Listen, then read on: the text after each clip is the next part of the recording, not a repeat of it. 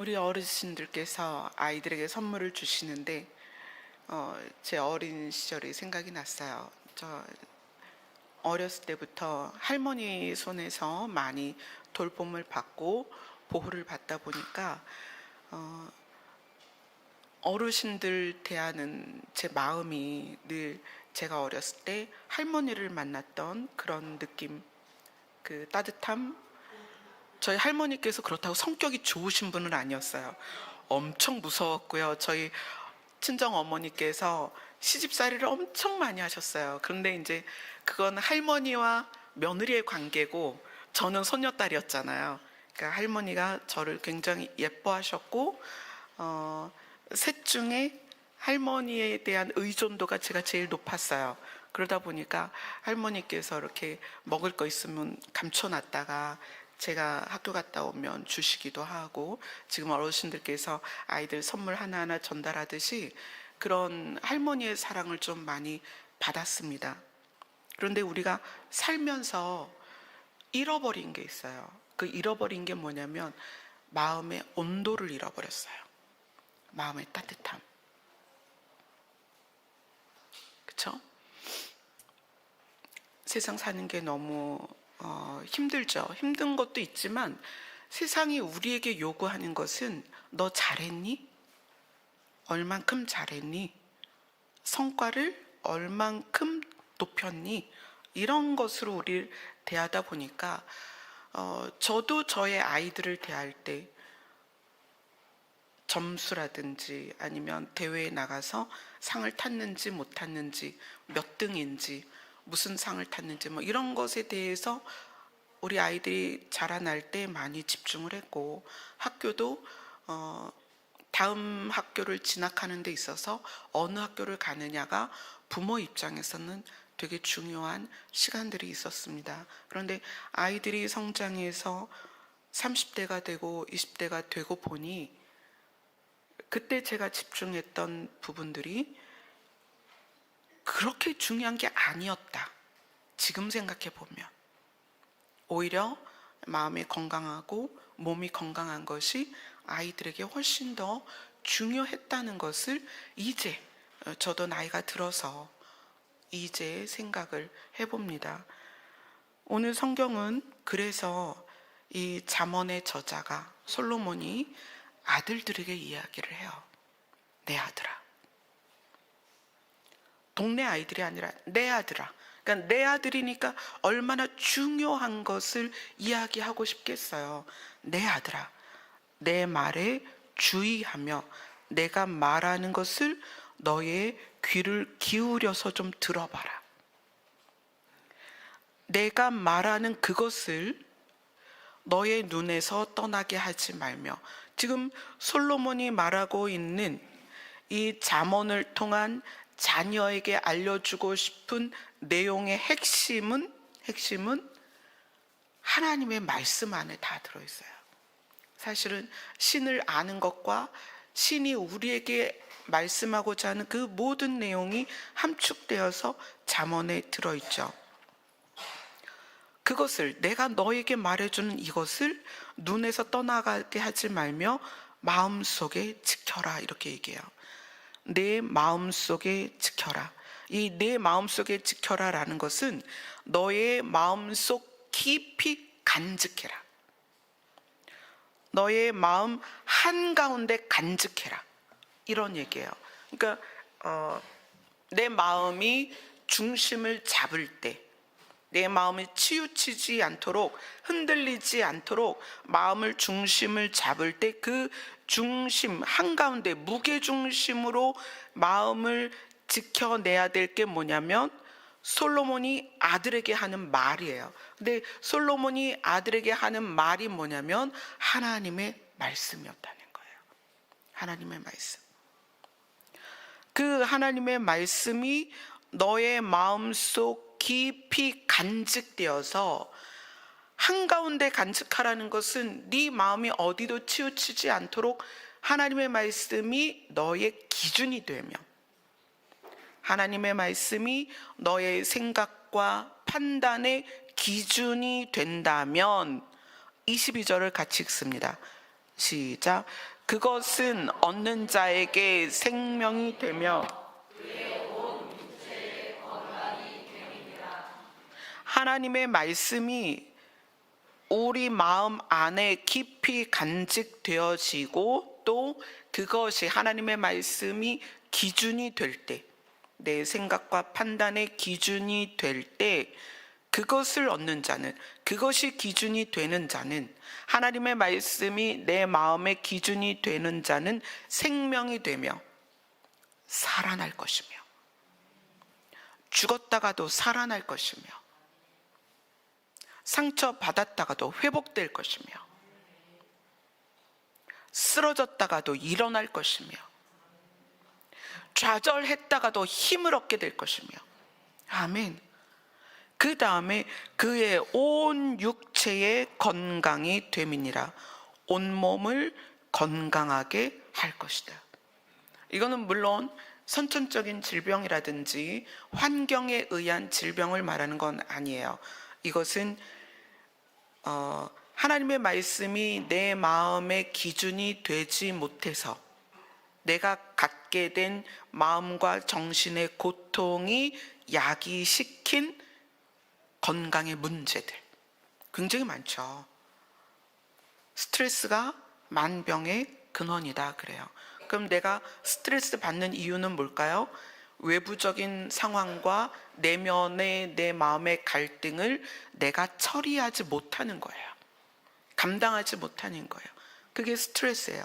그 스트레스가 우리 몸에 와서 질병을 일으키는데 하나님의 말씀이 내 마음 안에 깊이 간직되고 한가운데 자리매김되어서 내 생각과 내 생각과 행동의 기준이 되면 그것이 나를 바르게 해서 스트레스로 인한 또는 마음의 왜곡됨으로 인한 질병들이 건강하게 된다는 거예요. 실제로 그렇습니다. 우리가 마음의 문제로 생기는 질병들이 생각보다 많아요. 그런 문제가 해결될 것이다 라고 솔로몬이 이야기를 합니다. 23절을 다 같이 읽겠습니다. 시작. 모든 지킬 만한 것 중에서 생명의 근원이 이에서 남이니라.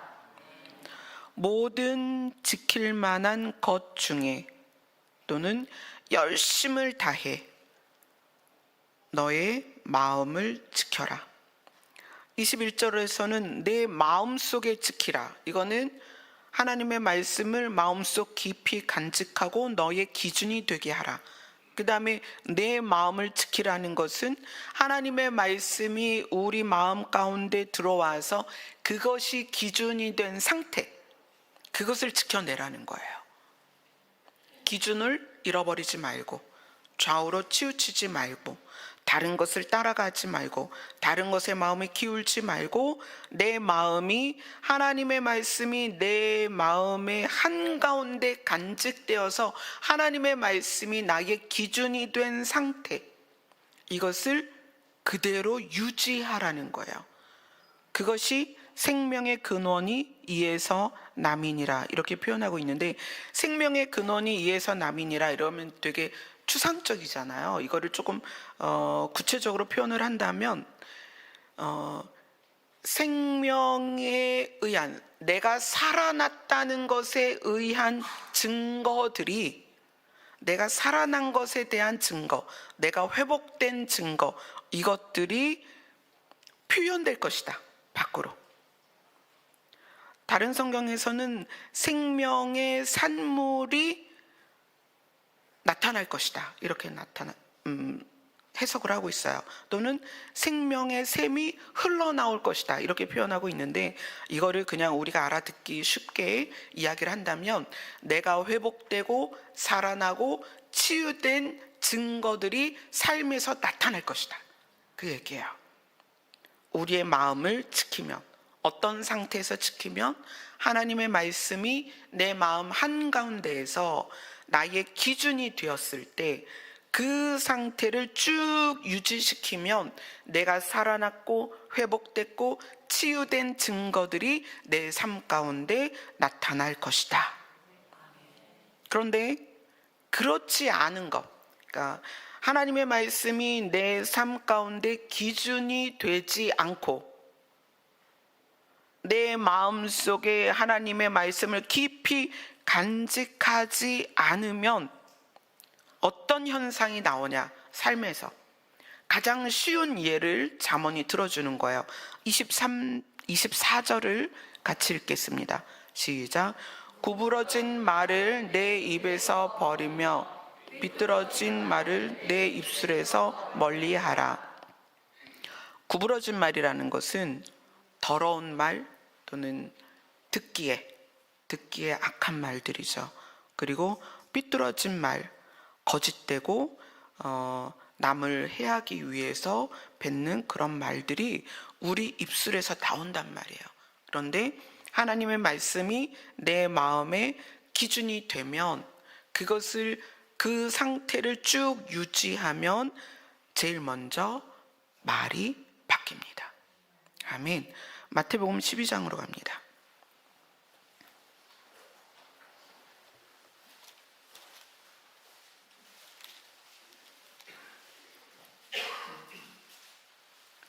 마태복음 12장 34절부터 37절입니다.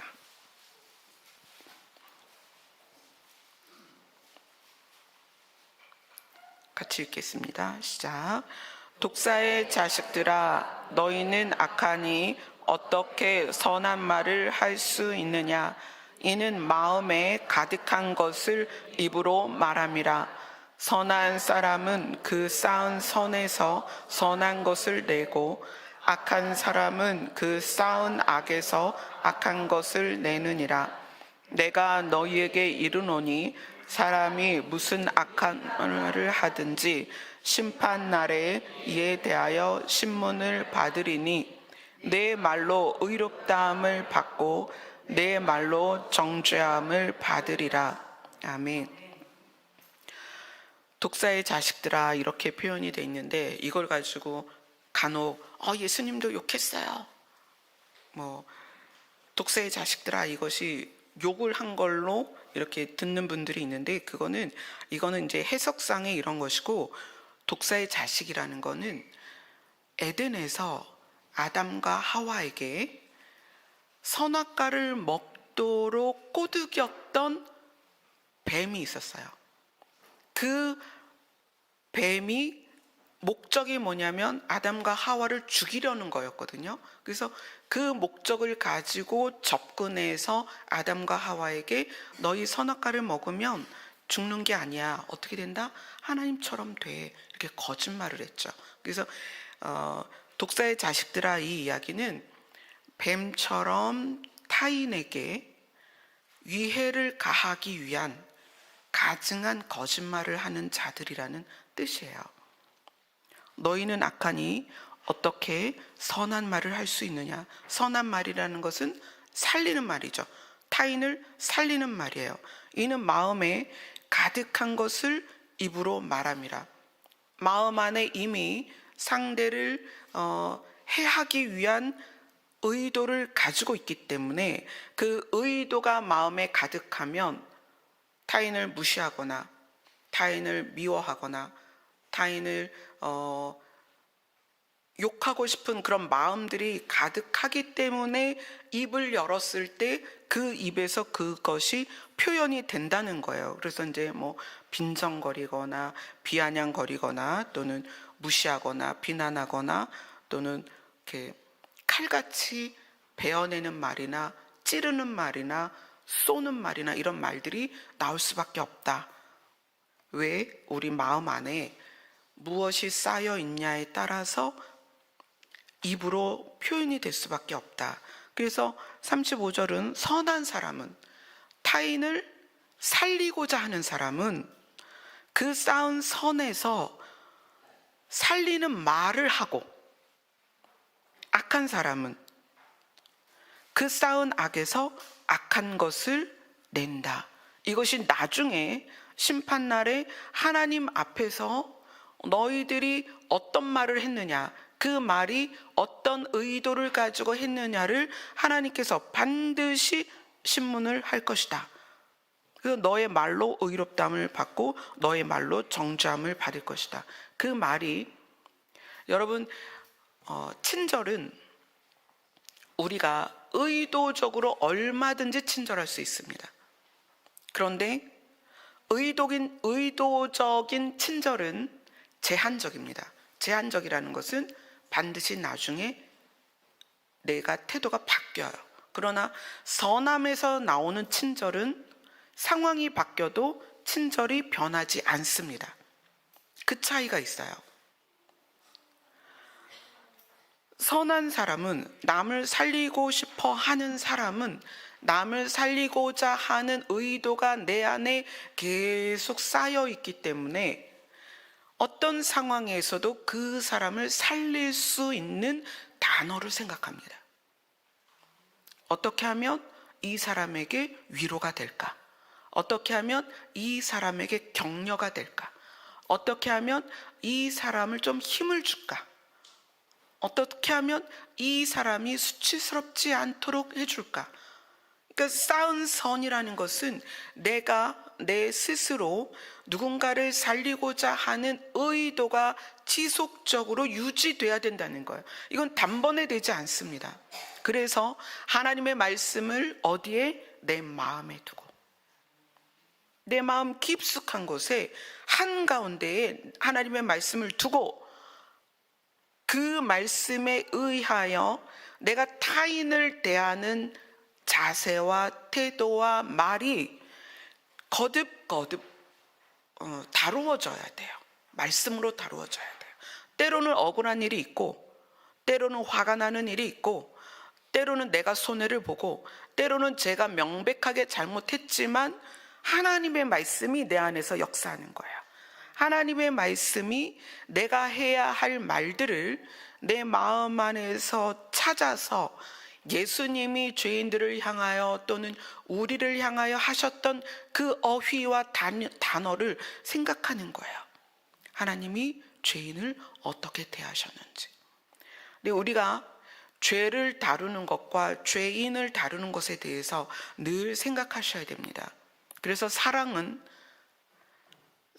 반드시 사랑과 함께 바르게 함이 같이 가야 돼요.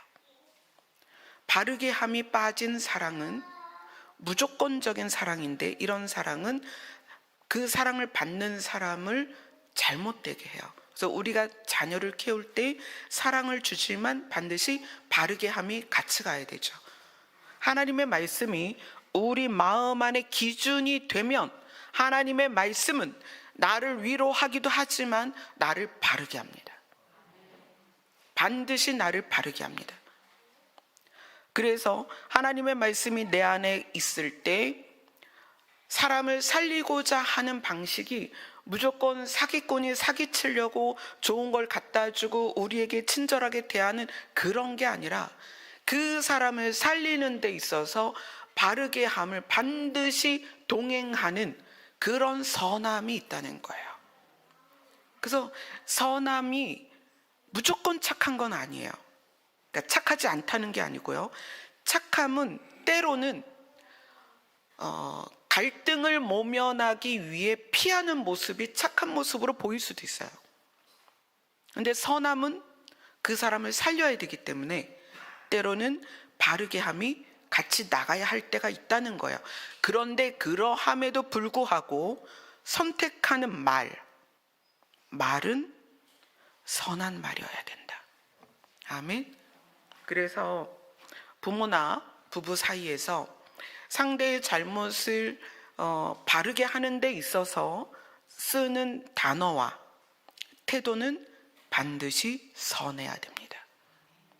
감정적이거나 감정이 다루어지지 않는 상태에서 내가 너를 바르게 하려고 하는 거야 그러면서 욕을 하고 때리고 소리 지르고 물건을 부신다면 그거는 선함이 아니라는 거예요. 다시 본문으로 돌아가겠습니다. 모든 지킬 만한 것 중에 더욱 그러니까 우리가 열심을 내야 되는 것 중에 가장 열심을 내야 되는 것은 우리의 마음을 지키는 것이다.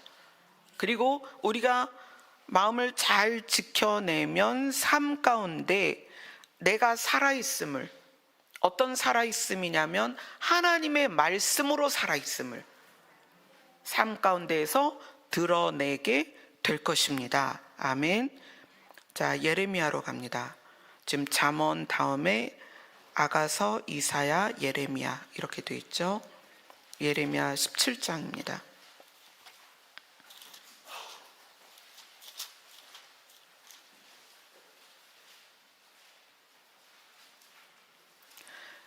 예레미야 17장, 예레미야서 구약성경 1078페이지입니다.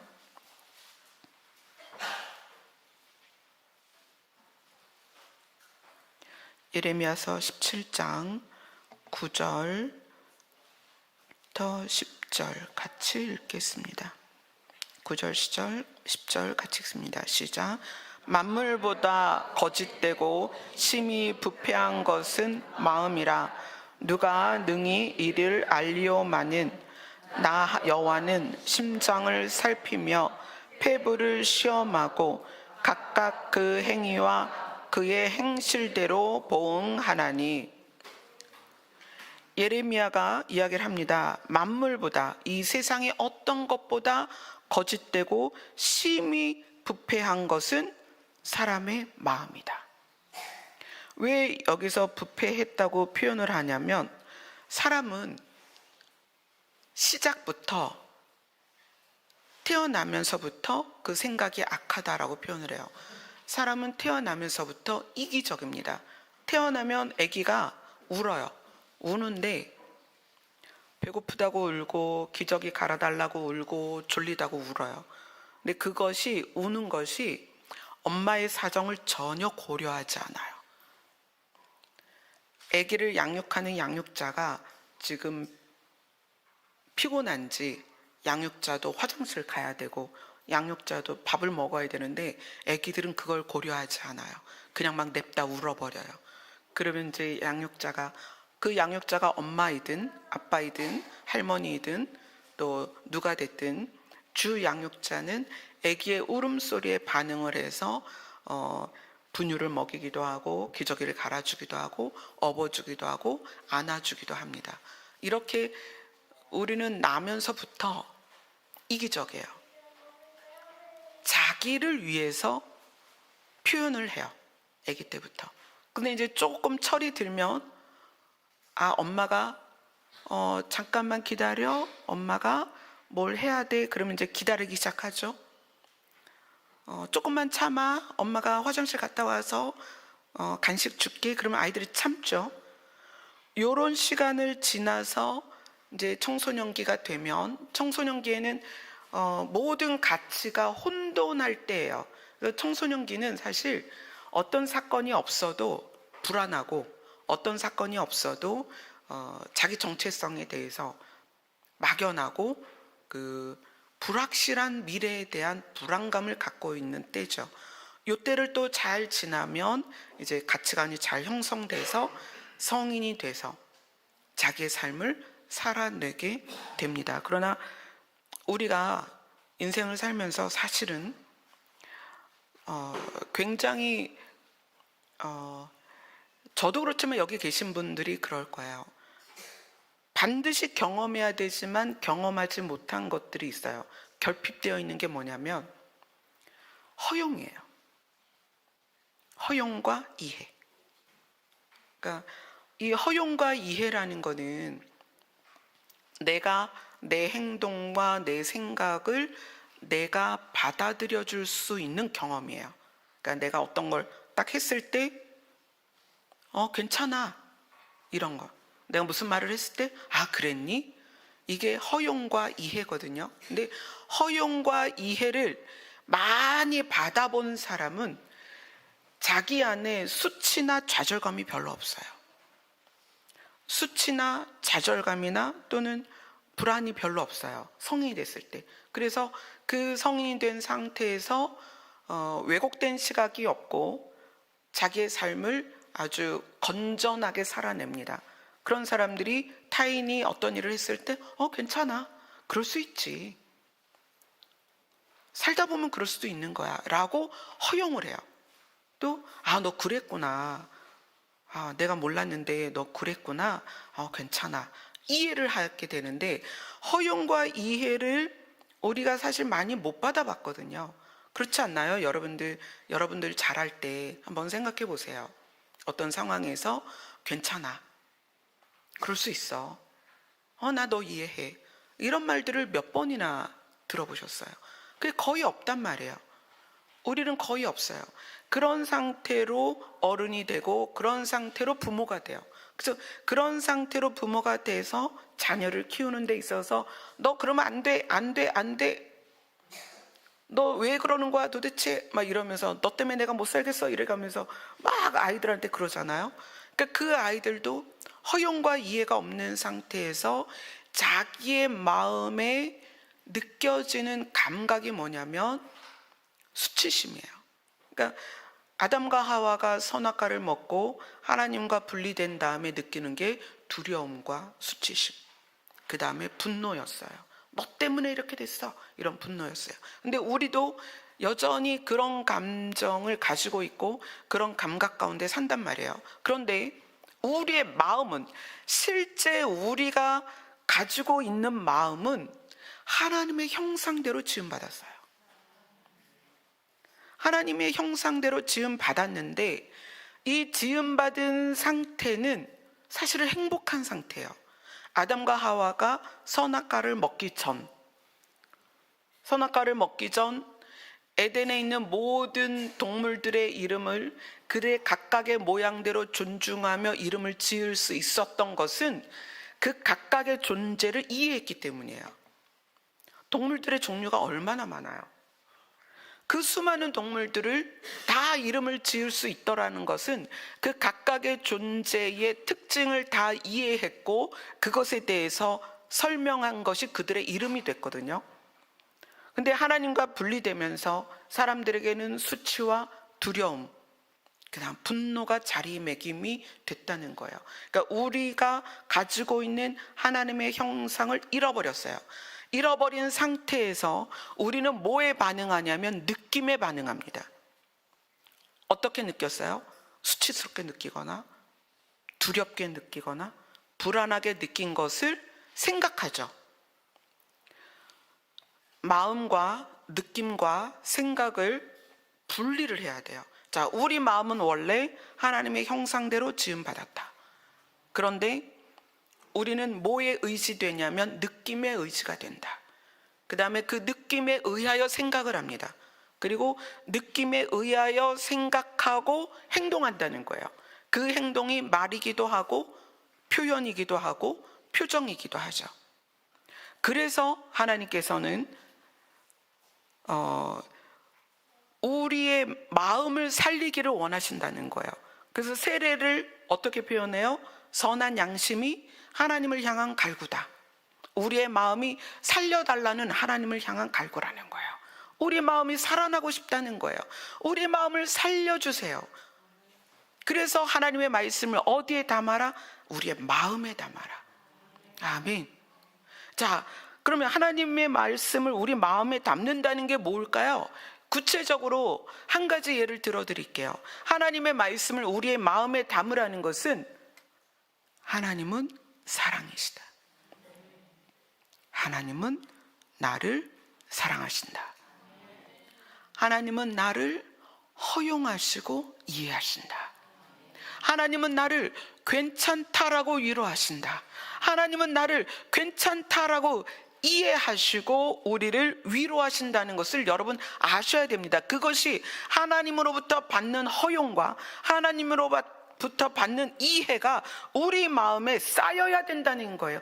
그것이 나를 살립니다. 그런데 우리는 뭐에 익숙하죠? 느낌에 반응하는 거에 익숙하다는 거예요. 자, 느낌에 반응한다는 걸 어떻게 설명할 수 있냐면 우리 주일학교 아이들은 안 그럴 텐데 저기 마트에 가보니까 딴 동네 노아리 아이인 것 같아요. 노아리 아이가 저기 내포 하나로마트에 왔어요. 근데 한 4살쯤 돼 보여. 근데 이 아이가 엄마 이제 옷자락 잡고 막 다니다가 장난감 코너에 딱 갔어요. 근데 눈에 띄는 장난감이 있는 거야. 아무리 봐도 이렇게 조립하는 게 한 5만 원은 돼 보여. 그러니까 엄마는 이렇게 뒤돌아 가려고 하는데 애는 막 끄잡아 당기는 거죠. 엄마 나 이거 사줘. 야, 작년 어린이날에 내가 이거보다 더 비싼 거 사줬어. 안 돼, 이거 사줘. 그럼 그 애기가 어떻게 해요? 누워버리죠. 누워서 막 발버둥을 치는 거예요. 손을 막 흔들고 울고 때를 써요. 그럼 이제 엄마가 화는 나지만 창피하니까 어떻게 해요? 그걸 이제 집어요. 집어서 카트에 넣고 너 다음부터 너 내가 데리고 오나봐라 이러면서 막 이를 악물어요. 너 이제 다시는 너 같이 안 와. 그리고 카트에다가 그 장난감을 딱 넣어요. 애기가 어떻게 하겠어요? 4살짜리가 빵긋빵긋 웃죠. 그러면서 와, 우리 엄마가 세상에서 최고야 이런단 말이에요. 이게 뭐냐면 인간은 자기가 행복한 상태를 유지하고자 하는 본능이 있다는 거예요. 자기가 행복한 상태를 유지하고자 하는 본능. 이 본능이 어디서 왔냐면 에덴에서 죄를 짓기 전 상태였어요. 그런데 그것을 에덴에서 죄를 짓고 세상으로 쫓겨나면서부터 우리 안에는 두려움과 불안전함과 미래에 대한 막연함과 그 다음에 그렇게 된 것에 대한 분노가 우리 안에 있어서 우리의 상태를 행복한 상태로 유지하고자 하는 본능이 있다는 거예요. 그것이 마음 안에. 그러다 보니 그것 때문에 우리 안에 있는 상처나 또는 그 문제들을 밖으로 드러내지 않거나 또는 과도하게 남들에게 희생을 요구하거나 뭐 그런 문제들을 이야기합니다. 자, 한 가지 예를 들어 드릴게요. 정신과 의사가 2분이 나와서 대화를 합니다. 대화를 하는데 오시는 환자분 중에 한 분이 이런 일이 있었대요. 친구랑 통화를 했어요. 야, 오늘 우리 이번 5월 5일 날 5월 6일 날 대체 휴일이니까 이틀 동안 해서 놀러 가자. 그리고 막 통화를 한 거예요. 그리고 끊었어요. 근데 이쪽 이제 B라는 사람이 그러면은 펜션도 얻어야 되고 준비할 게 많은데, 그리고 A라는 친구에게 다시 전화를 했어요. 근데 A라는 친구가 전화를 못 받고 메시지를 남깁니다. 지금은 전화를 받을 수 없사오니 뚜뚜뚜뚜뚜 그래요. 그러니까 이 B라는 친구가 아니 이 녀석이 나랑 놀러 가자고 하더니 나를 차단해? 그러면서 화를 내는 거예요. 네가 나를 이렇게 무시할 수 있어? 그리고 자해를 했다는 거예요. 여러분 들었을 때 어때요? 또 그러니까 이제 다른 옆에 있던 의사 선생님이 저희 병원에 오셨던 환자분은 그런 상황이 왔는데 상대가 뚜뚜뚜뚜 지금은 전화를 할 수 없사오니 통화를 할 수 없사오니 연락을 다시 드리겠습니다라는 멘트가 나오고 뚜뚜뚜뚜 소리가 나니까 이 B라는 사람이 A에게 전화를 한 200번을 했대요. 받을 때까지. 어떻게 네가 내 전화를 안 받을 수 있어? 이러고. 이거는 사실 병적인 예이긴 하지만 우리 안에 갖고 있는 심리 중에 이거는 지금 되게 왜곡된 거죠. 자, 여러분은 언뜻 어떻게 생각이 돼요? 나랑 한 3분 전에 통화를 했어요. 그리고 다시 생각해보니 또 한 번 통화를 해야 될 것 같아. 그래서 전화를 했는데 전화가 안 돼. 그 사람이 안 받아. 그럼 여러분 어떻게 생각하세요? 바쁘겠다. 무슨 일 있나 보다. 여러분이 저한테 방금 통화했는데 제가 전화를 안 받고 뚜뚜뚜뚜 하면 목사님이 또 상담하나 보다. 뭐 일반적으로 그렇게 생각하잖아요. 그런데 마음에 그 거절감을 많이 갖고 있고 허용과 이해를 많이 받지 못한 분들은 그렇게 생각하지 않는다는 거예요. 아니 방금까지 나랑 통화해놓고 내 전화를 씹어? 뭐 이렇게 되는 거예요. 또 카톡에 읽음 표시가 안 나오면 아니 방금까지 나랑 카톡했는데 내 카톡을 씹어? 막 이렇게 되는 거죠. 또 어쩔 때는 카톡을 읽고 그 다음에 카톡 답장을 못 할 수가 있어요. 그죠? 읽기는 읽었는데 답장을 못 할 수 있어요. 그 답장을 못하는 그 시간 동안을 자기가 무시당했다라고 느낀단 말이에요. 그런 경우가 굉장히 많습니다. 잠깐도 내가 무시당하는 걸, 그러니까 무시당한다고 생각하는 것 자체가 문제죠. 자, 이런 경우도 있어요. A와 B가 막 얘기하고 있는데 C가 그 현장에 딱 나타났어요. 근데 그 C가 A와 B를 바라보면서 이런 생각을 해요. 쟤네가 나만 빼놓고 둘이 노네? 이렇게 생각해요. 원래는 어떻게 생각해야 돼요? 아무 생각 없어야 돼요. 그죠? A와 B가 막 얘기를 하고 있는데 내가 그 현장에 딱 나타났어요. 그러면 A와 B가 얘기하는 것에 대한 나는 아무 생각이 없어야 된다는 거야. 그런데 A와 B가 얘기하는데 내가 딱 등장해서 A와 B가 얘기하는 모습을 보면서 나만 빼놓고 쟤네 둘이 논다. 이렇게 생각을 한다면 이미 내 마음에 시각이 왜곡되어 있다는 거예요. 또 이런 경우도 있어요. A라는 사람은 우리 기용 형제가 군고구마를 막 굽고 있어요. 우리 주일날 군고구마 자주 굽잖아요. 기용 형제가 군고구마를 막 굽고 있고 이쪽에서는 이제 김용국 집사님이 화단에 이제 땅을 이렇게 일구고 있어요. 근데 이제 찬미가 나타난 거야. 찬미가 막 나타나가지고 기용 아저씨한테 가서 고구마 맛있겠네요. 이따가 다 구워주면 저도 하나 주세요 하고 막 얘기를 해. 근데 김용국 집사님이 그 상황을 딱 보면서 아니 왜 찬미는 기용 형제한테만 가지? 나를 싫어하나? 그럴 수 있다는 거예요, 여러분. 충분히 우리의 사고가 왜곡되어 있기 때문에. 왜 나한테 안 오고 기용 형제한테 가지? 이런 마음. 그러니까 타인의 행동을 나한테 끌어와서 나를 평가하는 거예요. 나를 무시하나? 나를 싫어하나? 여러분, 그런 경우들이요 아주 종종 있습니다. 또 그 의사 선생님 둘이 병의 증상에 대해서 쭉 이야기를 하는데 저는 댓글을 보면서 굉장히 놀랐어요. 어떤 분이 아니 의사 선생님 환자의 증상에 대해서 그런 예를 막 말하면 그 사람이 그 사람의 인권을 침해하는 거 아닙니까? 라고 막 반대 의견을 낸 거예요. 그러니까 거기에 동의하는 분들이 있더라고요.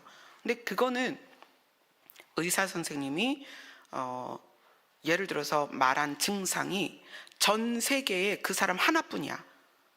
그러면 말하면 안 되죠. 그죠? 이게 누군지를 알 수 있는 거죠. 그런데 그 증상이 80억 인구 중에 뭐 한 10% 돼. 그러면 말한다고 해서 누구를 특정 지어 얘기하는 건 아니죠. 그런데 그 밑에 댓글 단 사람은 왜 열받았을까요? 그 의사 선생님이 말한 증상이 자기한테도 비슷하게 있는데 마치 자기가 드러나는 것 같은 느낌을 받은 거예요.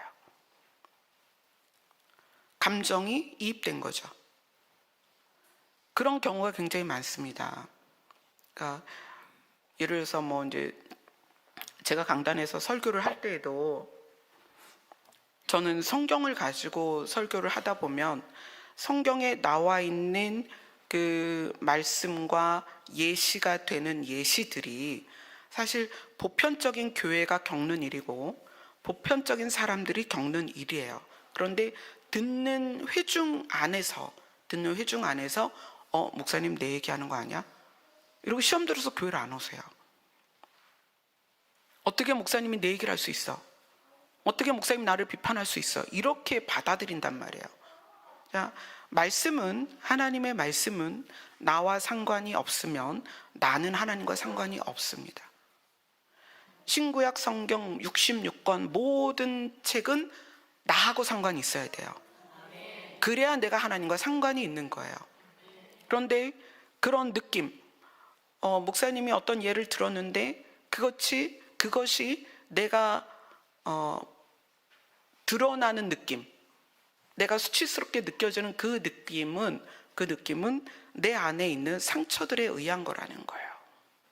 그래서 우리가 수치나 불안이나 두려움을 상쇄시키는 그것으로 이제 그걸 뭐 자기 방어 기제다 이래서 타인을 압제하거나 오히려 큰 소리를 내거나 또는 과한 친절을 베풀거나 또는 뭐 과도하게 어떤 표정을 가리거나 뭐 이런 여러 가지 증상들이 있습니다. 그런데 어쨌거나 우리 마음이 지금 예레미야에서 말한 것처럼 우리 마음이 부패한 상태에서는 우리의 말과 행동이 그렇게 나갈 수밖에 없다는 거예요.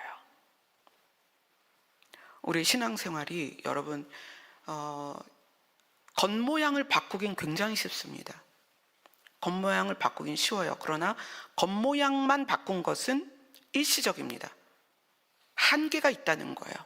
그래서 어디에서는 굉장히 점잖은데 어디에 가서는 굉장히 난폭합니다. 어디에서는 굉장히 말을 부드럽게 하는데 어디에서는 굉장히 말을 강하게 합니다. 여러분 자신을 잘 들여다보세요. 내가 혹시 모든 사람에게 법 없이 살 사람이라고 듣는데 집에 가서 아내한테만 폭언을 한다. 그거 여러분 거짓입니다. 남한테 친절한 건 거짓이에요. 내가 직장에서는 정말 초고속 승진할 만큼 능력이 있고 인정을 받는데 집에 와서는 아이들을 두드려 패고 아이들에게 심한 욕을 하고 아이들을 모욕한다? 거짓입니다. 그가 사회에서 이루는 성과는 거짓입니다. 그래서 마음에서 나오는 행동은 일관성이 있고요. 마음에서 나오는 말투는 일관성이 있다는 거예요. 마음에서 나오는 표정은 일관성이 있습니다. 그러나 부패한 마음을 가리고 덮고 나오는 친절과 표정은 일관성이 없다는 거예요. 그래서 누구에게는 가혹하게 할 수도 있고요. 그래서 강약, 약강이라는 거 있죠. 강한 사람에게는 막 친절하고 뭐 모든 걸 다 빼어줄 것 같지만 약한 사람한테 가서는 제압하고 무시하고 함부로 대한단 말이에요. 그러면 강한 사람에게 잘했던 그 잘함이 진짜 잘함이냐? 아니요, 악한 거예요. 왜요? 의도가 있기 때문에. 여러분의 마음을 다루지 않으면 자기 자신도 자기가 좋은 사람이라고 착각해요. 왜냐하면 도덕적인 어떤 부분에서 대인관계를 아주 잘하거든요. 사람들에게 친절하고 교회에서도 인정받고 직장에서도 인정받을 수 있어요. 그러나 여러분이 마음부터 제대로 되어 있지 않다는 표현은 어디서 되냐면 특정한 누군가에게 가혹하게 대하는 자기 모습을 반드시 보라는 거예요.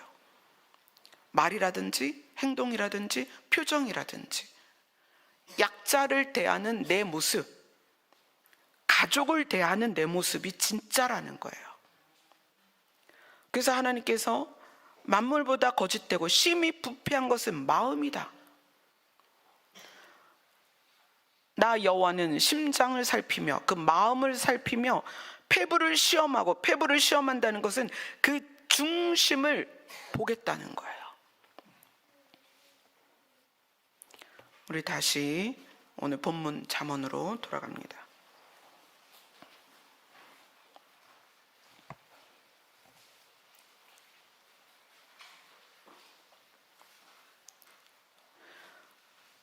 잠언 전체의 중심이 되는 구절이 23절이에요. 오늘 우리가 읽은 본문 중에서 4장 23절을 다시 읽겠습니다.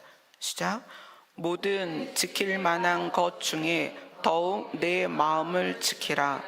생명의 근원이 이에서 남이니라. 아멘. 여러분의 마음이 하나님의 말씀을 깊이 간직한 상태로 유지되고 있다면 여러분의 말과 표정과 행동은 거기에 따라 나오게 될 것입니다. 만약에 그 부분이 약하다면 여러분의 마음으로 돌아가야 돼요. 근데 여러분의 마음을 다룰 때에 그 시작은 뭐냐면 하나님이 나를 사랑하신다. 여러분, 하나님이 나를 사랑하신다는 게 안 믿어지는 분들도 있을 거예요. 왜냐하면 우리의 선택적 사랑에 너무 익숙하기 때문에 내가 하나님이 사랑할 만큼 괜찮은 사람인가? 근데 아무리 돌이켜봐도 나는 괜찮은 사람이 아니거든요. 그러면 하나님이 나를 사랑한다는 게 믿어지질 않아요. 그런데 하나님의 사랑은 태양이 24시간 365일 1년 12달 뜨거운 것처럼 하나님은 본질이 사랑이에요. 변함이 없어요. 그래서 우리의 상태가 어떻든 하나님께 갈 때에는 하나님이 우리를 사랑으로 부으십니다. 우리의 상태가 어떠하든 상관없이 하나님께로 가면 하나님의 선하심은 우리를 살리십니다. 아멘. 그 다음에 하나님께 나아가서 하나님의 허용과 하나님의 이해를 우리가 충분히 받으면 우리의 마음이 살아납니다. 그래서 그 상태에서 타인을 향하여 허용하고 이해할 수 있다는 거예요. 그래서 여러분들이 정말 하나님의 허용과 이해를 경험하고 싶다면 기도를 하셔야 돼요. 하나님, 제가 아직 하나님의 사랑을 모르겠어요. 그러면 하나님은 그것이 말씀이든 감동이든 어떤 은혜로든 그것을 깨닫게 해주십니다. 하나님의 사랑이, 변함없는 사랑이 나를 향하고 있다는 것, 그것에서부터 우리의 마음이 살아나기 시작합니다. 그래서 여러분이 예배를 드리는 거나 말씀을 듣는 거나 또는 말씀을 읽는 거나 또 기도하는 거나 이 모든 것들이 하나님의 사랑을 경험하는 시간이 될 것입니다. 아멘. 저도 사랑과 허용 또는 이해가 굉장히 부족한 사람이었습니다. 그런데 고난의 시간을 지나면서 죄된 저의 모습이나 삐뚤어진 저의 마음이나 왜곡된 저의 시각이 은혜 안에 바뀌기 시작했어요. 그건 뭐냐면 사실 제가 죄를 지을 때 그 자리에서 하나님은 저를 심판하셔도 되는 분입니다. 그런데 하나님은 그때마다 저를 살리셨어요. 죽는 자리에 그냥 두지 않으시고 살리셨어요. 기회를 주시고 기회를 주시고. 근데 그 기회를 주심이 성경에도 너에게 잘못을 고하면 7번씩 70번이라도 용서해라. 하나님이 그런 분이었던 거예요. 저는 하나님이 두렵고 무섭고 심판하실 것 같은 그런 두려움 속에 바라봤던 하나님이었는데 돌이켜보니 모든 순간에서 기다리시고 도우시고 참으시고 이해해 주셨다는 거죠. 제가 이 자리에 섰다는 것이 증거입니다. 하나님이 이해해 주지 않고 하나님이 저를 그 심판의 눈으로 보셨다면 저는 진작에 이 땅에 있지 않았을 것입니다. 저의 죄가 저를 삼켜서 저는 사망 가운데 있었을 것입니다. 그러나 제가 여러분 앞에 섰다는 것은 하나님이 저를 기다려 주셨다는 거예요. 제가 여러분 앞에 섰다는 것은 하나님이 저를 용서하셨다는 거예요. 제가 여러분 앞에 섰다는 것은 하나님이 저를 용납하셨다는 거예요. 하나님이 받아들여 주신 거예요. 하나님이 이해해 주신 거예요. 하나님이 괜찮다고 말씀해 주신 거예요. 하나님이 심지어 저한테 하나님을 아빠라고 부르라고 하셨어요. 어떻게 그럴 수 있죠? 저의 과거를 생각하면 죄뿐인데 어떻게 그럴 수 있죠? 하나님은 그런 분이라는 거예요. 우리의 죄를 보시는 것이 아니라 우리를 보신다는 거예요. 그래서 저는 여러분들이 하나님께 나아가면, 하나님의 이름을 부르면, 하나님께 집중하면 하나님은 여러분을 허용하십니다. 받아주십니다. 이해하십니다. 그리고 그 사랑을 여러분 마음에 부으시고 여러분을 살리십니다. 아멘. 기도하겠습니다.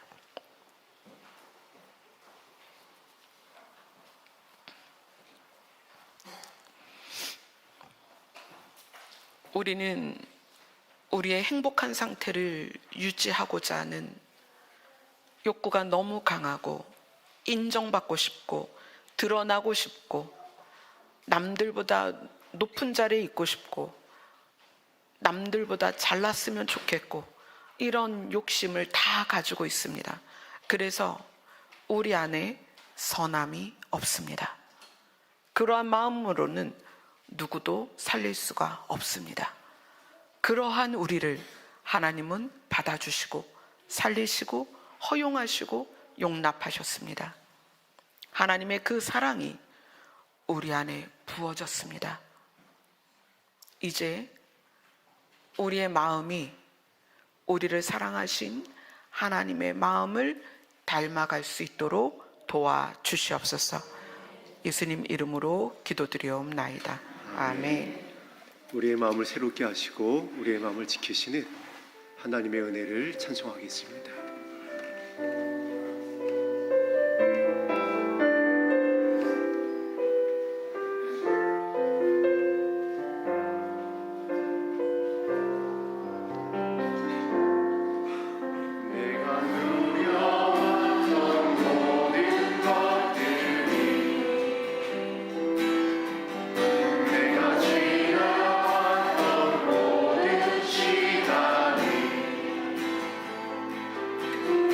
내가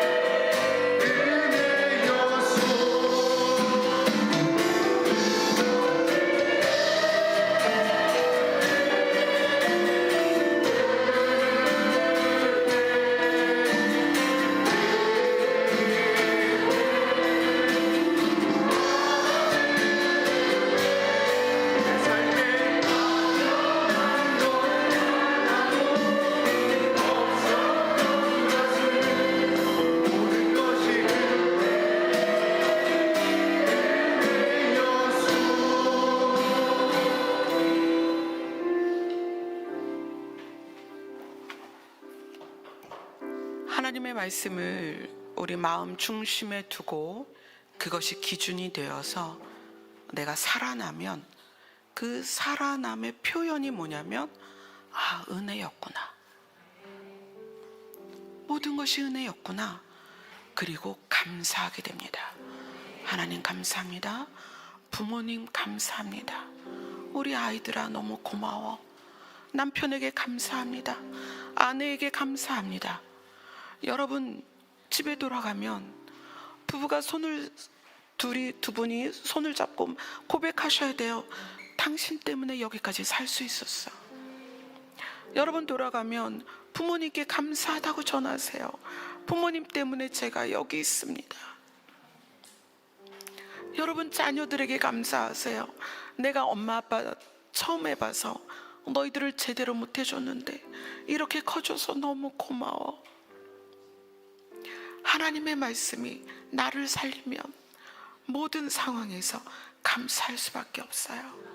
우리가 여기에 있는 것도, 우리가 우리의 이름으로 살아가는 것도 다 은혜입니다. 아멘. 이 시간에 우리의 아버지가 되어주시는 하나님의 이름을 부르며 은혜를 아버지께 감사로 고백하는 시간이 되었으면 좋겠습니다. 기도하겠습니다.